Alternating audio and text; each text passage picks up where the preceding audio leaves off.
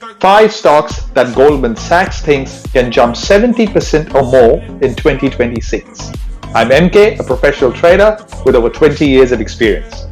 At number 5, British cross-border payments company Wise, with an upside potential of 70%. As more people keep sending money online, Wise keeps acquiring more customers. At number 4, Indian online travel company MakeMyTrip, with an upside potential of 72%. Because tourism in India is booming and more people are booking flights and hotels from their phones. At number 3, German online retailer Zalando, with an upside potential of 77%, as more people move from shopping in the malls to shopping online. At number 2, Taiwanese electronic manufacturer Foxconn, who is also the manufacturer for Apple, with an upside potential of 77%.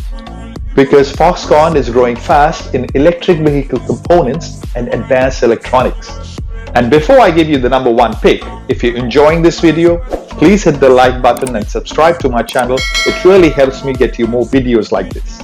At number 1, Chinese chip manufacturer for self-driving cars Horizon Robotics, with an upside potential of 94%. Because self-driving cars need powerful chips and Horizon is becoming the leader in this space.